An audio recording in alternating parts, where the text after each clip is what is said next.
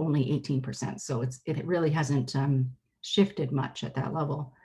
So there's something that's happened in this field in the last 30 years that's made it look more like overall engineering, as opposed to made it look more like where it was in the early 80s, when it had a much higher representation of women. And in the middle of the infographic, you can see the stat around 56% of women are leaving their careers at mid-stage. And this is twice the rate at which men also make mid-career choices. So I think there's really a few topics that might be interesting to delve into in the Q&A. And so some of that is, what kinds of jobs are women going into? You know, certainly there's a lot of stats there that show that women are working at the periphery of STEM careers or technology careers, as opposed in the guts of them. And that impacts their pay ratios and levels. Women often in their technology careers stay at the lowest levels of the career throughout their entire career, as opposed to progressing through the ladder. And within the certain types of jobs in a field, whether it's cyber or IT, you'll see women congregating in certain sub-functions like business analysis, project management, but maybe not as much on the infrastructure design or networking towers. You won't see as many women in those towers. So we really have to look at those discussions and ask ourselves more questions on what systemic barriers still remain and how can we help remove them. We talked a little bit about leaving already. And just to bring us back to some of the things Kim mentioned, is that we're really always looking for role models. I think if I asked any one of you in the audience to say, you know, name a big North American tech executive, you could come up with some male names pretty quickly, but you would definitely struggle to come up with some of the female names who've been successful in that, like Ginny Rometty at IBM, et cetera. And while we're in a mentoring conversation, I also want to bring us back to the concept of sponsors. Sponsors are how we actually get jobs. And we all need mentors, as Sam mentioned. We need strong mentors. I've had the privilege of having some fantastic mentors over the years, and they make a difference in every part of my life. But a sponsor is the person who, over a coffee conversation, when someone says, boy, I really need someone to head up that new division I'm launching, and they say, you know what, Samantha's your person. I know her personally, I highly recommend her, and I know she'll do a great job for you. That's when it really pivots from mentorship to sponsorship. And so that's certainly something worth talking about in today's conversation. Now, earlier you heard my bio or a subset of it, but you know, all of these numbers don't matter at a certain point. We are hopefully more than the numbers. I mean, you could run a statistic on how many Volvo drivers are women, and I'd fall on that list. You could say, how many women watch the Firefly series and have the board game at home? And I would fall on that list. Hopefully, we are much more multidimensional than our job titles, our education, our hobbies, how the search engines, the world decide what emails or what products to put at the top of our lists. Hopefully, we're more than all of those generalizations, and that we're working towards being the best person we can be. And through mentorship, sponsorship, and allyship, we can be all of those things.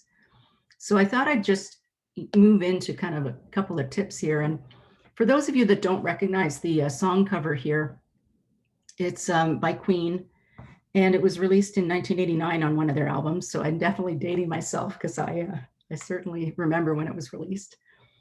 But it's interesting because the song has such themes of rebellion and social upheaval in it. And the writer from the band who wrote this particular song mentioned that he really saw it as being about ambition and fighting for one's own goals.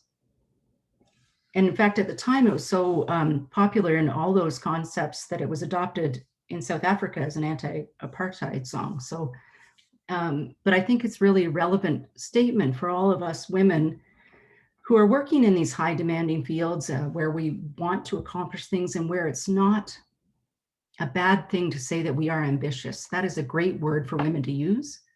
But we have to do it in the context of what we want, not what others think about it. So I'll maybe start with my middle point and then go back to my first one, which is you have to decide what success means to you. And not to your mother, not to your second cousin twice removed, not to the guy who works one cubicle over from you. You have to decide for yourself what it means. And that can change with time. And as you do that, you may want to consider setting what I call happiness parameters. What makes me happy? What makes me want to participate? And for me, I had an opportunity to do this exercise when I was a young management consultant with IBM at the time. And I sat down and said, what are the 3 things that make me want to come to work in the day? And the first was I wanted to work on complex problems, which is one of the reasons why I change jobs within a firm every few years, because I want to work on different complex problems from time to time.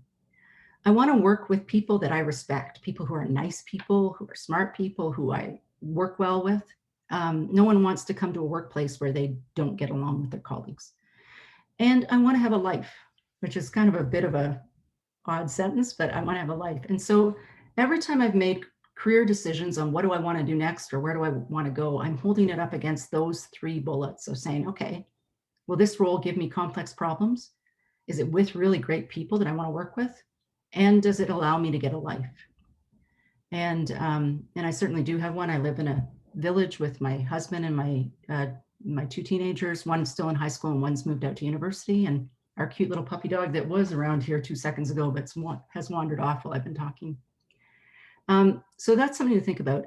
The second is, how can you stay technical and advance at the same time?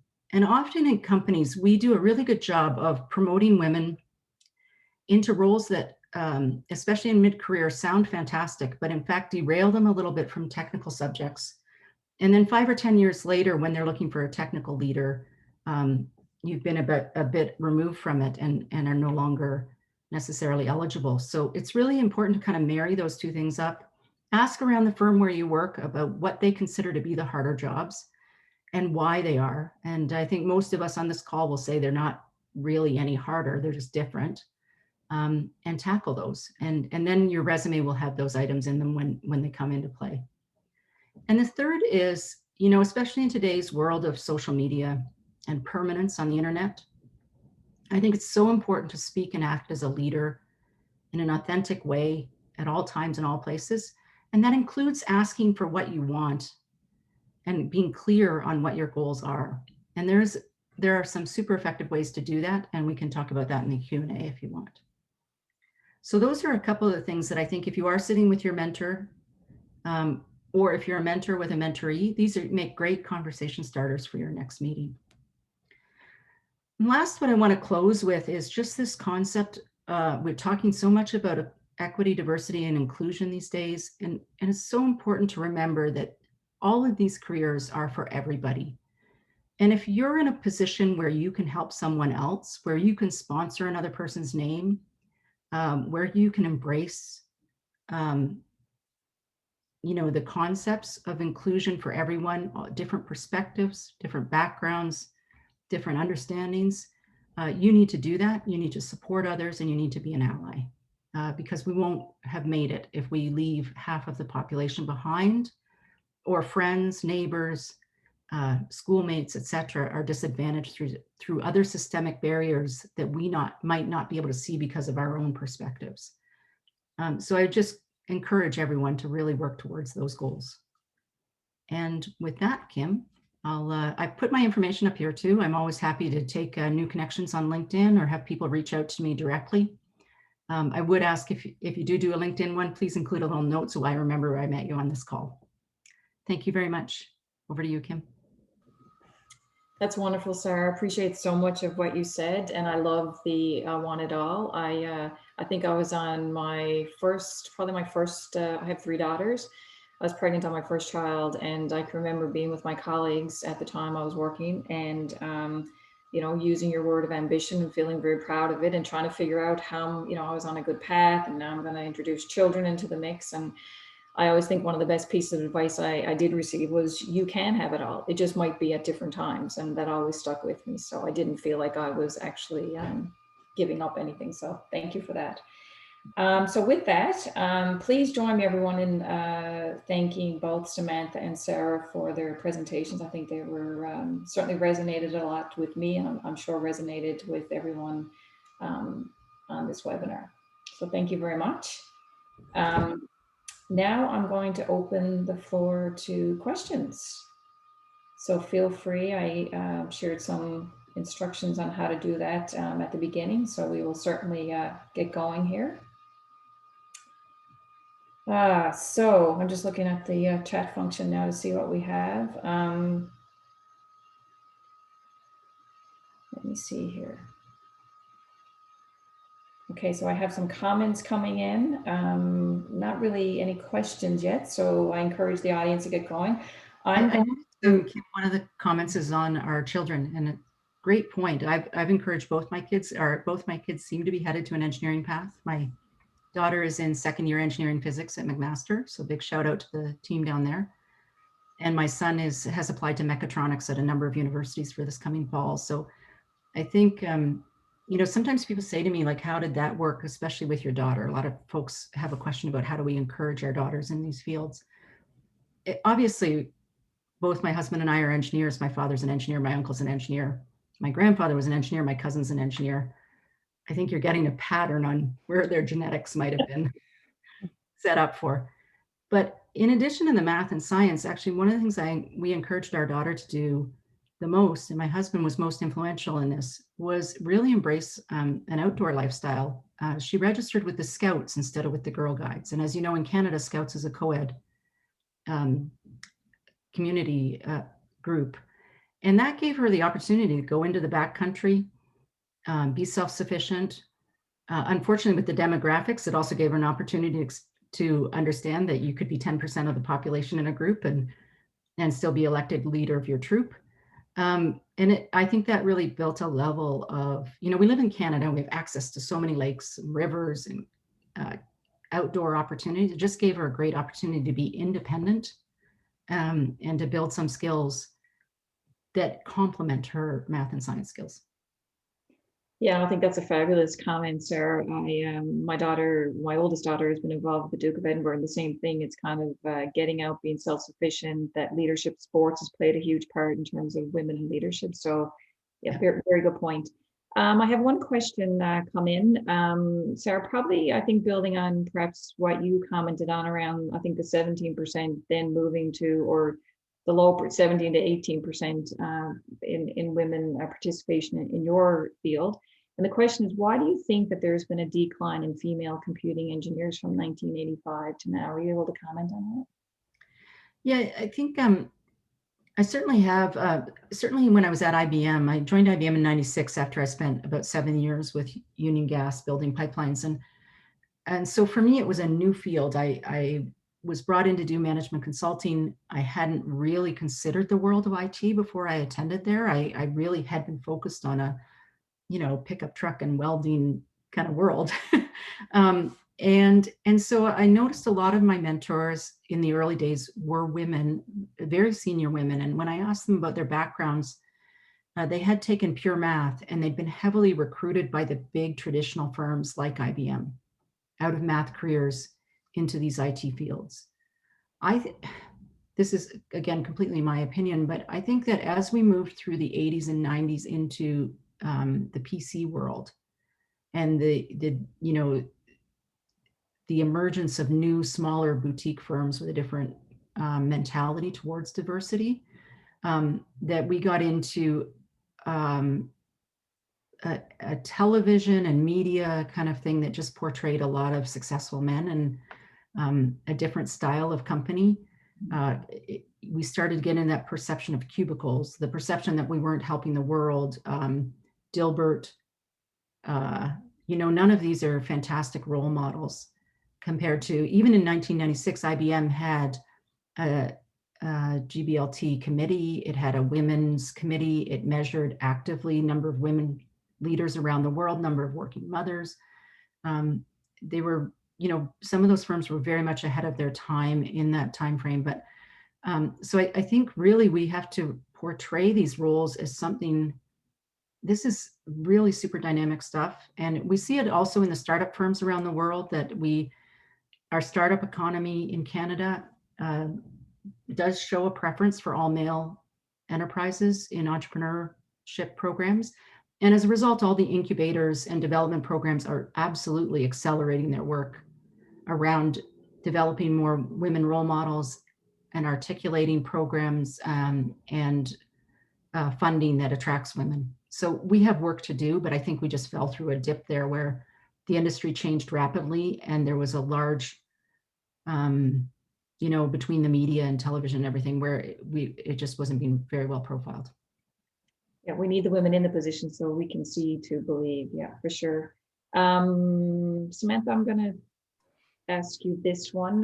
What role do you see men playing in mentoring women in engineering? See a huge role for men. Yeah, I think that it's men and women working together to be advocates and helping. And I would say all of my personal mentors were men.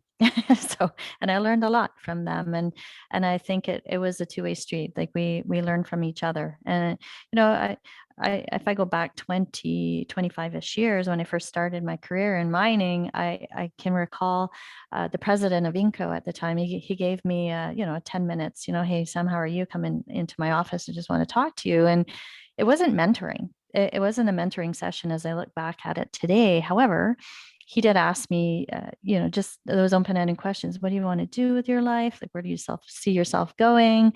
And of course, I'm super passionate about the mining industry and technology and how we're going to revolutionize the industry and all this great technology that we can apply to make a step change. And he was really reflective. He sort of looked back at me and he said, "You ever think of an advocacy role? In your spare time, maybe volunteer." And I said, I hadn't really thought of that. I always thought of mentors like within your career and help you get promoted, right? But I think there's so much more out there, and as mentors, it's, I think, just to open your eyes to all kinds of different things that you can do in your day, either at work or after work or with your friends and whatnot. And so for me, that it totally changed my life. And so, to your question about the role of men, I think it's absolutely necessary as advocates, as supporters, as leaders, to help to change, because we're all in this together, and we all want to see a change and more representation of women in different roles, such as engineering. Sarah, anything to add from your perspective? Yeah, I would just, pile onto the comment and really say none of us would be here today without strong male mentors and role models. If the more we try and group up away from the whole population, the more disservice we do to ourselves, right? We have to say that there's a perspective to learn from everyone. One of the important things with mentoring is to have a wide variety of mentors over time. I think it's not just about gender. It is about, getting perspectives from people in alternate fields or alternate industry companies. One of the things I really do suggest for mentors is they not be in your direct line. Obviously, if you're lucky enough to be mentored by the CEO, they're in everybody's direct line. But in general, you want to go one line of business over, go into another division or another. If you have access to a global community, go to another country, find out what things are like there. These are all, it's just information. You can do with it what you will. You make your own decisions, but the more people you talk to, the more perspective you'll have. Yeah, very good advice. So I really like this one. I'm an engineering professor. Do you have any ideas on how to include more women in science and engineering in our engineering curriculum? It's a very powerful question, and I open it up to either one of you ladies to chime in on that. Well, I can start. It's been I'd say a lifetime passion for me. So we started a Women in Science and Engineering in Sudbury in 1998, and it was due to actually Dr. Monique Fries. I don't know if you guys know her. I think she's first electrical engineer female to graduate in Canada, and was, I think, the first chair in women in science and engineering in Canada. And so she came to Sudbury. I met her and I was like, oh, this is she's my hero. And so we created Women in Science and Engineering. And one of our first mandates as a committed group, it was to do a lot of outreach to young girls specifically focused on science and engineering Olympics. And so this has been going on since 1999, I think, until today, an annual event for young girls, grades 4 to 8 in the Sudbury, Manitoulin region. And we just expose them to what is science and engineering careers. And you just ran Olympics events all day today, and you proved that you too can be engineers and scientists in your future. And so, and it was to give them visible role models as well, right? And in all different sort of disciplines, and been doing that with young children and doing a lot of work with young women and men in sort of the high school ages to talk about engineering in general and sciences, and just opening their eyes to what's out there, all the different career paths, from ATCO to INCO. We're really covering all the opportunities for them. And I think that's it. You just start to create the pool, you encourage them, you have the networks, you do all the advocacy, the type of work that we're doing, these types of seminars, and just to help encourage them. I think it's all about role models. If you don't know that it exists, then it's not even in your head as an option, right? So it's just opening the door for them so that they have something to think about. Absolutely. Sarah, any advice to this professor from yourself? Yeah, I think I was doing a little bit of reading as I kind of brushed up for International Women's Day and National Engineering Month, is that one of the big things about inclusion and directly related to women in engineering is that being invited in is incredibly important to young people. Having someone say, I think you can do this, is a really important message. And we all have the ability to do that. I think, Kim, Sam, and I have all probably, judged science fairs, acted as role models, done speaker panels, run science camps. I had the opportunity to work with Monique Fries years ago when I ran PEO's Women in Engineering Advisory Committee, and co-chaired it with another person. And so we've all been in this for 30 years. And I remember, I have lots of mentors who've been in it for 50 years, and they continue to volunteer their time. So I think those, what I'd call grassroots items, are well in place and well understood. I'm not sure that outside of the folks giving their time, it's really important to get that message across that anyone can invite someone into engineering, computer science, or whatever, by just saying out loud, I know you can do this. It's very powerful, right? And we hold that power to be able to do that. So it's a very good point. Many women and young girls can be intimidated by the super successful women like yourselves that we often highlight. How can we encourage these women to still reach out to other women for mentorship or other advice? Yeah, I think I'll go back to the point, the point I made on my charts, is that success by other people's standards is not helpful, right? Like I could point to, one of my sisters who's a great lawyer. If you ever need a lawyer, I would never try and compete with that. I have no interest in the law. So how do we really say, we're not in this business to, buy a blingy watch or drive a certain car, or we're in it because we get up every morning and love what we do. And so I hope that other folks who get the opportunity to speak, and that some of these girls can see, like, we're real people. We have doubts and fears. I woke up early this morning because I have to give a presentation at work later today. I'm not sure if my numbers are right. I'm not sure if I'm going to look like an idiot while I'm giving the presentation. I really need a haircut. All these thoughts go through everyone's minds. We have doubts, we have fears, and we've made mistakes. I'm more than happy to go on record. It's so nice that the nice people at the Canadian Academy of Engineering invited me in to be a fellow, and that I have that title. But I will be upfront with everyone on this call that I flunked my third year of university, and I had to redo 80% of my third year courses. you know what? I'm better at working than I was at studying. And so it's really important for people to see all sides of us and not just this, the heavily curated life on the internet. Samantha, anything from yourself? Yeah, I think, Sarah, that really resonated with me too. It's the whole person. I look at my own kids. I have 4 kids at home, and they often like, oh my God, like, I don't want to be an engineer. I don't want to be like, Mom, you work all the time. And yet, I've got two of my daughters are engineers. The other one wants to be in med school, and my son is in heavy duty equipment, and he's in trades. So yeah, they all took their own path, and I I'm proud of them. I think what resonated for me even is that you're there for them. You're just as fallible as Sarah was saying. They know that, they see that too, right? They see that it's also possible for them. When I was on vacation this week, I had a day off with my daughter. We went horseback riding, and on the way home, she looked over down the highway towards North Mine where she's working, and you can see the head frame in the distance. And she turned back to me and she said, "You know what, Mom? I love my job." Just to Sarah's point, I love it. I love the mining industry. I love that we help each other and that we're doing amazing things every day. And I felt like this is etched in my brain now, that you're able to guide, to give them advice, to let them take their own path. And those moments like that, I think it just really resonates as a woman in engineering, a woman in mining, and as colleagues, I guess I would call Kate now. It's just that feeling of belonging, and it's for people just to feel that they belong, and that's part of the journey. You don't have to be a CEO, and here she is as an engineer in training, and just feeling incredible about what she's contributing to her industry.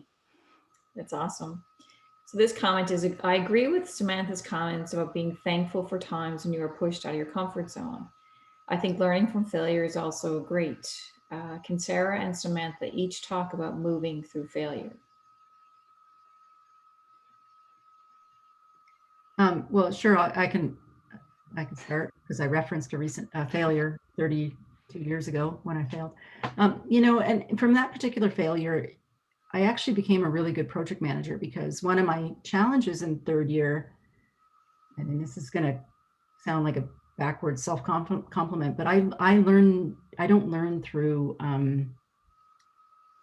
I learn in the moment. I see something on the blackboard, I write it down, I learn, and I've learned it. I don't often go back. And in our 3rd year of engineering, many of you professors will know this, it got more into like weekly lab work and things like that, and I wasn't keeping up with the work. And as a result, I tried to cram stuff into the last week, and I had strep throat, and it all fell apart with a few 100% finals. I think actually universities, since I sit on a university board, I know universities have kind of gotten away from some of those measurement scales, but the result is that I hadn't broken my time down. I didn't understand my time management, and I didn't understand the minute goals that would add up to the big goal. And so now I'm a really good project manager, because guess what I do? I break down my tasks into achievable chunks so that I always have mini goals before my big thing is due, because I learned from that experience. And so I think you really have to reflect. I was lucky enough to spend, 5 years in the nuclear industry. And, that's an industry where we all succeed or we all fail globally. And the culture there of really digging into every small failure, and saying, what can we learn from this? And how can we prevent it in the future? What steps can we take, and what systemic processes can we put in to support it so that we will never make that mistake again? Is really a critical process. And there's great books written about it, etc. I really encourage people to think about that, is think of the learning you can get, and then reflect and look in the mirror and say, I'm prepared to accept that failure and just keep going the way I am, or I'm prepared to change something and adopt some new small habit to be different. Yeah. Thank you, Sarah. I would just echo that. It's all about that's what we are. We're humans. We make mistakes and we learn from them.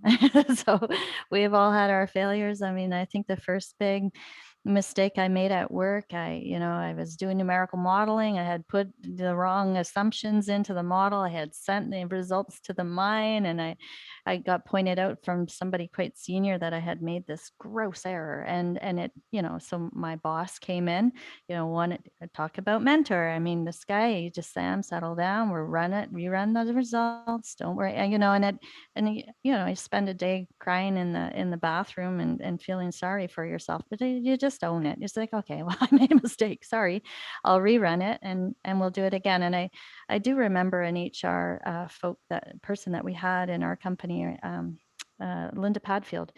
She said, she gave me a book. It's called Perfect Enough, and she said, stop being so hard on yourself. You're aim for excellence. It's good enough, Sam. Stop aiming for the stars. Like, I think that kind of thinking, overachievers and that it's really hard on us, right? So and for me anyway, it's a learning for myself is just to, it's good enough. It's good enough. Let's move on, admit mistakes. I'm sorry, and fix it and carry on. And that's, that's what I've instilled in myself and others, and when I mentor folks as well. So.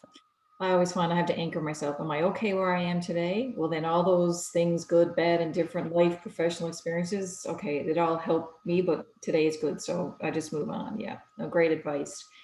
Have either of you been part of an organized mentorship program where you are matched with a mentor, mentee, or with a group of people in a mentorship pod? And do you have any advice for matching people in such an arrangement to eventually build strong mentorship relationships? Yeah, I've done lots in this area. Inco, Vale mining company did a lot on the mentoring and matching to make sure that there's a good rapport. I guess you need to have that, right? I would say probably the one that I'm really most impressed with is out of Australia. It's called, put on by Oz IMM for the mining industry. It's International Women in Resources Mentoring Program, and you can check it out. They actually do a psychometric testing, so you go in and you fill in a survey as mentors and as mentees, and they use that information to match you together. And from what I could see, they had huge success already for many, many years. So I think that's really neat. And I actually signed up to be part of it this year. So yes. Thank you, Sarah. Yeah, I've had the opportunity to participate in tons of mentoring programs from both perspectives. And one of the things I say early on to folks is, as they think about what mentoring they want, they should really define what type of mentoring for that point in time. So let's say you're a project manager and you've been managing $5 million projects and you want to manage $50 million projects.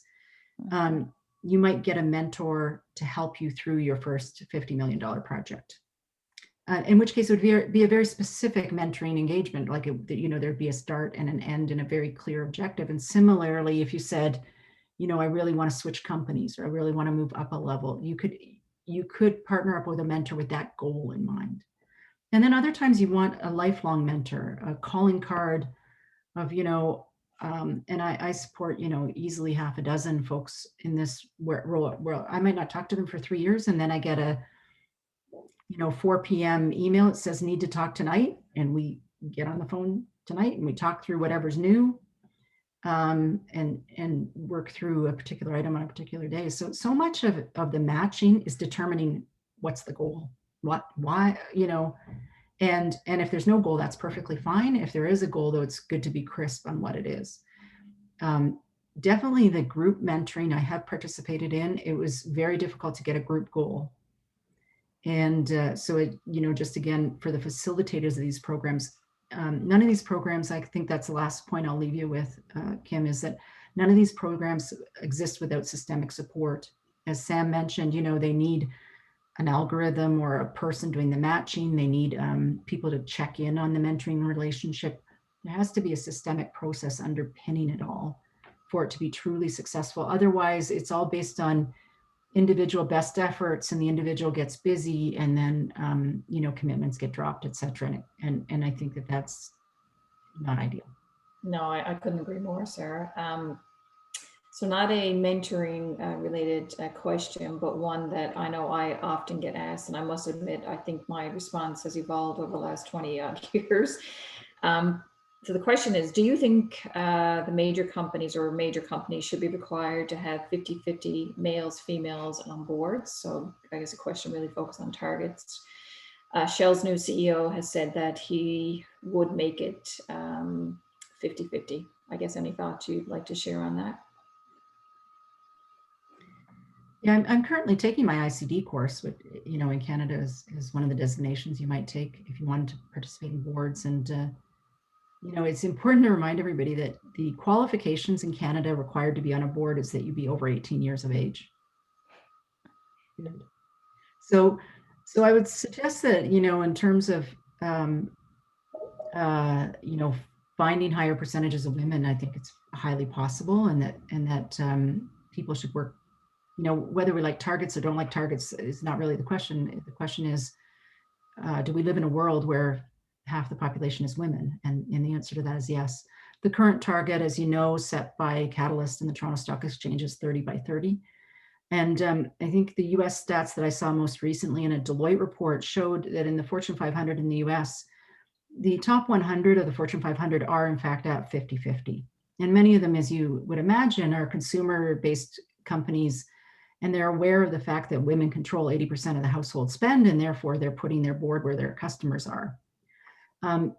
Across all of the Fortune 500, though, the number is much closer to 30%, and it's the bottom 500 of the Fortune 500 where a lot of the heavy resource-based companies sit, oil, gas, utilities, mining. And many of those firms have not yet reached the 30% clip. And I think the last time I looked at these stats, when Deloitte did this report a year and a half ago, you know, some portion of them had no women on the boards. So I think what, you know, again, whether or not people set targets, I'm less interested in. I'm interested in people looking at the stats and taking action if they feel it's worth taking action on. But that's where, you know, the stats are sitting, and both Catalyst and Deloitte have some great reports on those. Mhm.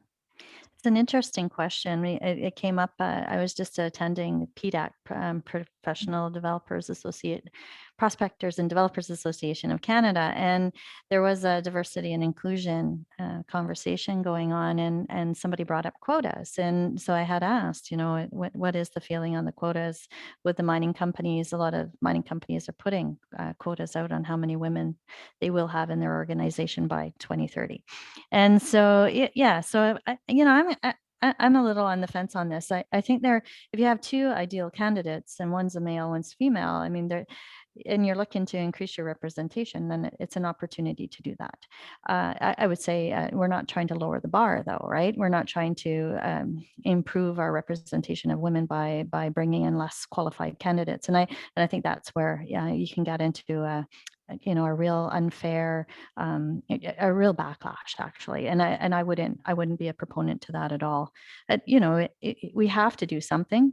We need to encourage women to apply. We need to find ways for women who are qualified to put their name forward, you know, and to allow the process to unfold, and for them to be, you know, put their best foot forward and get promoted into those types of positions. So you know, that's my take on it. You want to have the best people on your board, though, and it would be nice to have both men and women. And as Sarah was saying earlier, you know, a very diverse board, all different types of gender, race, you know, cultural backgrounds on your board, and bringing a lot of different skill sets that, back to Catalyst, are going to help you have the best business and that you can put forward. I think too, you hear a lot about, you know, everything needs to be based on merit. I think my comment to that is, though, who's determining that merit? It's usually mainly men determining the merit of whether or not a woman is qualified. So that's part of the challenge, and I think, and I think now, you know, we measure so much in business that there's nothing wrong with setting targets for your diversity and inclusion requirements as well. What gets measured gets done. So, but anyway, that's just my thinking right now. That has changed over the years. So women in engineering panels often seem to focus on negative perspective, biases, and barriers. And congratulations on such a positive focus in this discussion. The idea of providing profiles of role models is excellent, if possible, including Sarah's points about being proud of all the ways that she's a person. Yeah, I love that comment as well.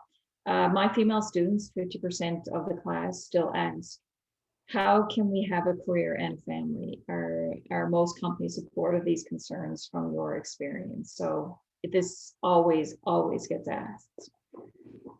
The work-life balance. How do you, what's the secret sauce? Just do it. I don't know.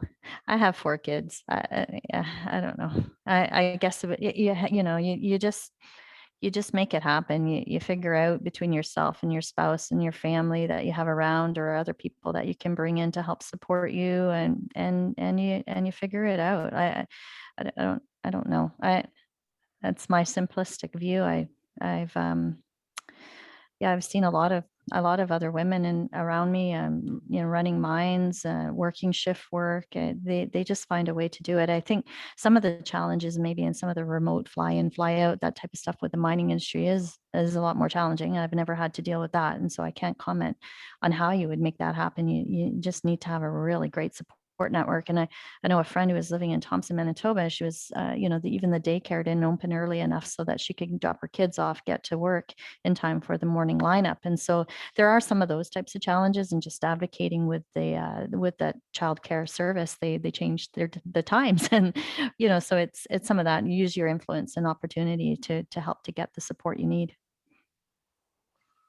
Yeah, I would echo a lot of that, Sam, that, you know, certainly in the nuclear industry, we had the issue of shift work and overnight work, and the community responded with new services as more and more women went into those fields. I think that it's one of the most important decisions you make in life is who you're going to spend your life with. And your partner in life has to be a true partner. And that's an important discussion for people who want to have families. I think we're still under the impression that having a family is all women's work, and it's not. It's a partnership between a couple of people, and so I was always able to manage my career. My spouse is really great. He's, like I mentioned earlier, he's an engineer, and boy, when you see him apply a diaper, he's applying every element of engineering in the book to make sure that it's perfectly sealed and will never have a blowout.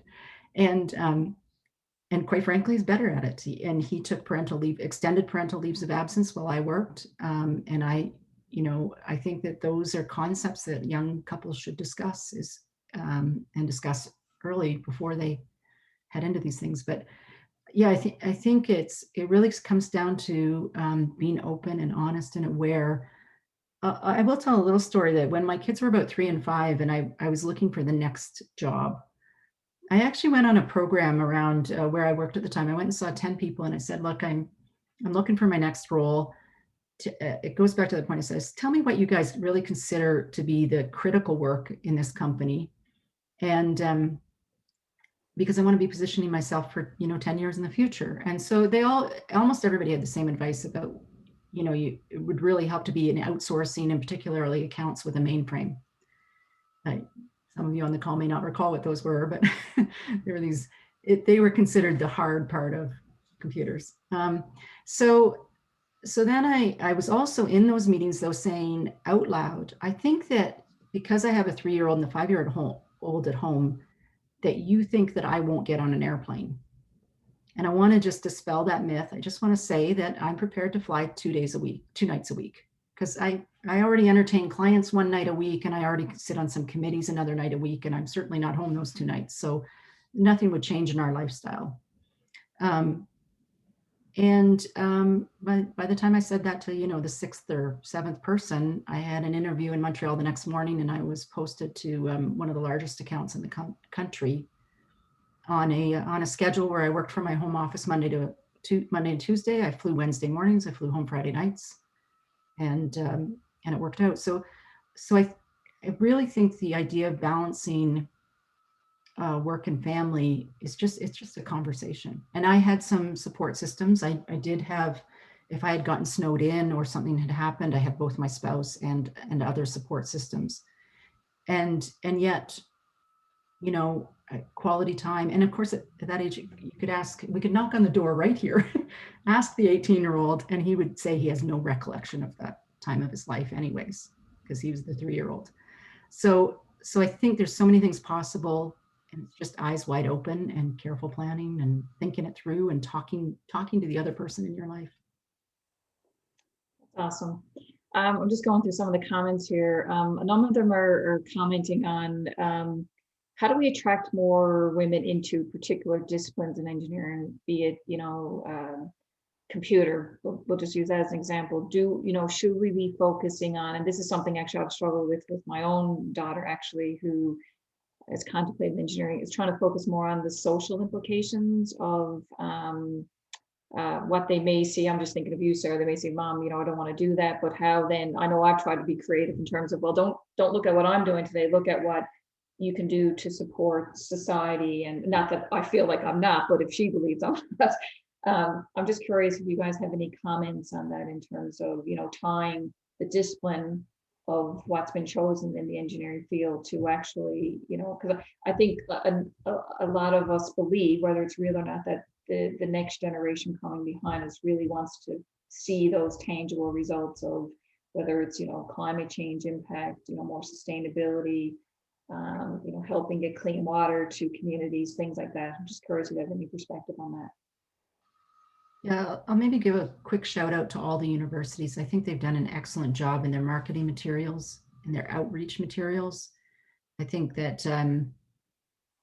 First Robotics is one of the best programs out there. And so I think having just recently gone through the university selection process twice with two teenagers, that those materials have come a long way, and the universities that are doing it well are explaining those things for us. So even though we're engineers and even though we kind of know how it works, many of the kids are making the selection based on the marketing materials, the rating and ranking systems, and the outreach. So I do think that those are things that we all need to really continue to invest in as folks in this field, that if you go to a particular university, whether it's a virtual tour these days or a live one, and as great as all faculty members are, same as great as everyone is at my company, some of us are better at pitching a product than others. And so making sure on the day that 10,000 kids come through to hear a pitch, that they're getting the best pitch possible from an interesting person is critical. And years later, when they're into the depths of their degree and they understand that, some people are less demonstrative and less, salesy, they'll come to recognize and respect all those other professors. But I do think who we select to put on the stage and how we prepare our marketing materials, that's how the kids are making their selections. Yeah, I agree with you, Sarah, 100%. And, as I mentioned, WISE in Sudbury did do a lot of work, something called Gearing Up, and had done a lot of the Go Eng Girl, all those types of programs, and encouraging girls, and it's sort of the grade 8 age to start thinking about, don't drop your math, don't shut the door on all these opportunities. And so making sure that that message gets across, so there is nothing holding them back in terms of prerequisites. And then to your point, Sarah, is the role models. You need to have the role models. You have to make it look, you have to show it like it is. And unfortunately, engineering comes across as just math and science, and what do you guys do? And it's not until you're actually an engineer you realize, I don't know the last time I did a differential equation solution, that that is not what I do. It's all about teamwork. It's all about solutions, a lot of creativity. It's a lot of things that women have inherent in them and that they want to give and be part of in their career. And it's how you get that message across, I think, is going to makes the difference. So, like I said, my middle daughter, Kate, she was the social butterfly. She's like, why would I go into engineering? That's, I don't want to be the geek, but honestly, she's probably one of the smartest mathematicians I know, and very creative. And she's very successful in her career, just in her young career. So a lot of it is because she does have that side of her, and she's able to communicate well. And, so I think that's the side of it that we need to help to encourage with our future generations, to show them the real picture of what's involved. One question I had, Sarah, I think it was something that you said, but The question I have is, how important is it for women to support women? I always quote former Secretary of State, U.S. Madam Albright. There's a special place in hell for women who don't support women. But I'd just like to get your feedback on that. I think it was something you said, Sarah, that tweet that. Yeah, we do have to support each other. I grew up in a family of all girls. I have 3 sisters, and so for me, it's a very natural thing to say, you know, um, we're all here to support each other. And I think, you know, what I was saying when I was speaking earlier is that there may be women outside of our current networks because we grew up in certain neighborhoods and in certain demographics and all these things, and we need to be reaching out to women we don't know and helping everyone, you know, get into these careers and enjoy these careers. And so that, you know, the idea that women want to talk to other women and support each other and you know, not do anything gossipy or any of those kind of derailment factors. So it's just critical, and it's something you just have to wake up every morning and say, how can I help someone else, and go do it.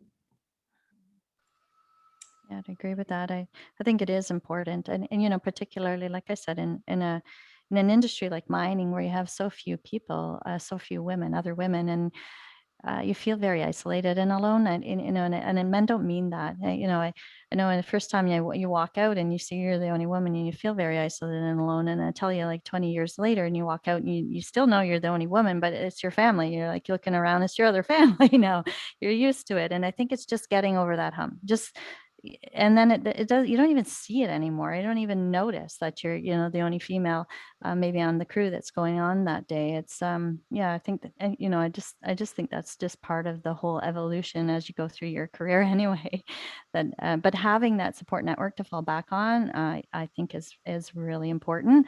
And you know, and to have men as part of those conversations is just as important, if not more so.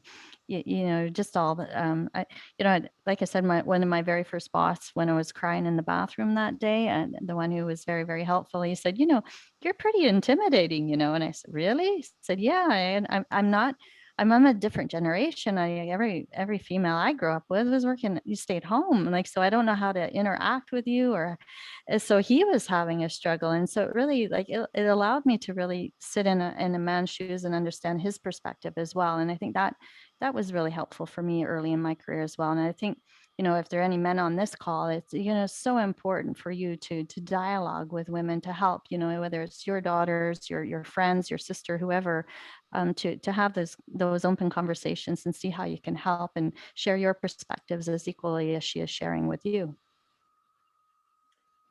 What's the best piece of advice you've gotten over your career, either directly from a mentor or otherwise?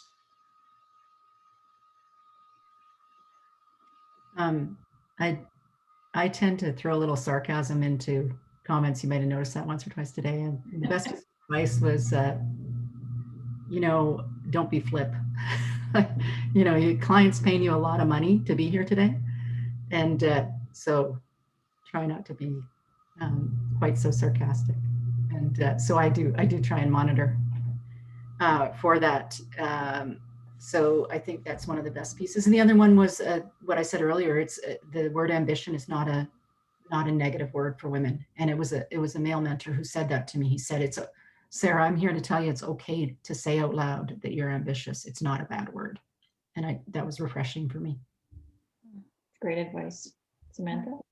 I would strongly agree with Sarah's comments as well. I think, you know, I had said it earlier. It's about be okay, you know, be okay being uncomfortable, try something different.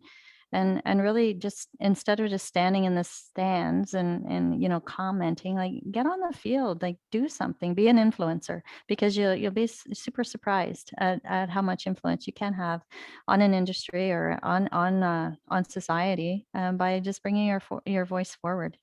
Yeah, that's what I would say. Yeah, don't be the armchair critic, get in the field. Yeah. And, yeah. Mine was, you have 2 ears and 1 mouth, you should listen more than you speak. Which actually at the time it was actually good advice. But so we have a few minutes left. If there are any other questions, any burning questions from, I guess, the audience that they'd like to have answered. We got some great feedback, lots of discussion on really how we increase the representation of women in engineering. If not, I think, Anne-Marie, I was going to hand it over to you. I think there's a quick poll that you want us to participate in before I have Sarah and Samantha wrap up with their final comments. Yeah, if people could just quickly answer the poll that they see on their screen, please.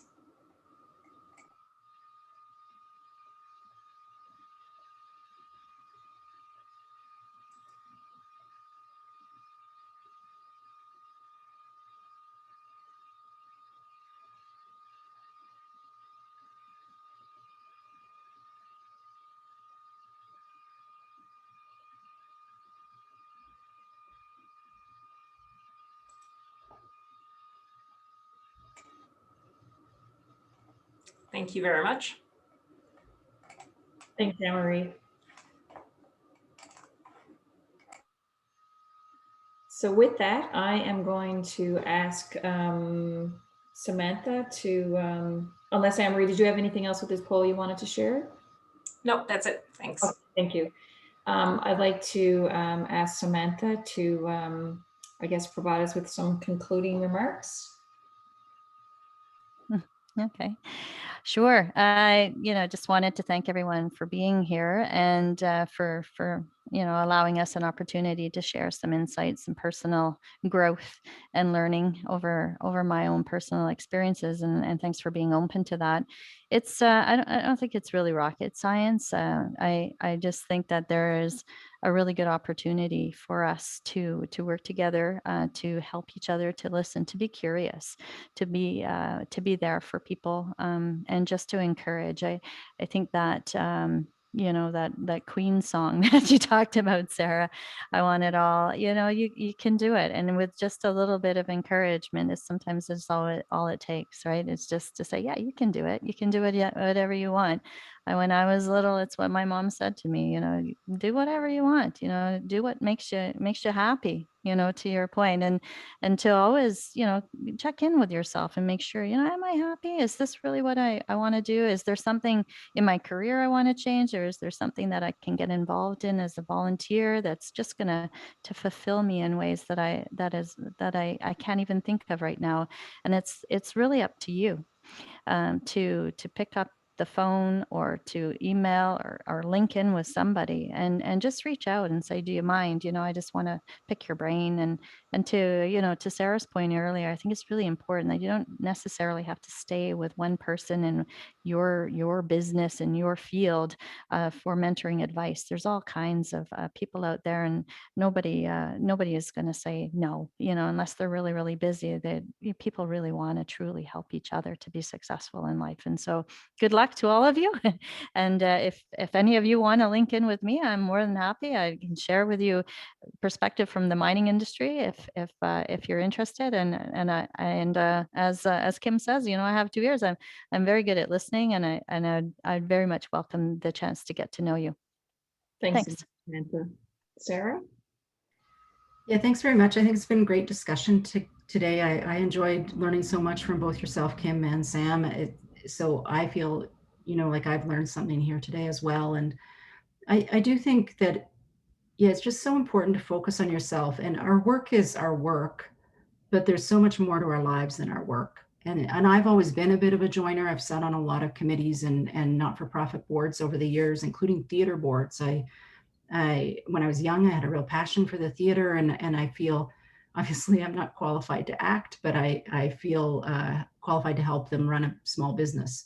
And there's just so many opportunities when you look at those what we tend to think of as extracurriculars, but they're all part of how you build your own capacity and capability. And when you think about the things that then allow you to pivot in your career, in my case, probably 80% of my pivots have come because of my extracurricular work as much as my domain expertise.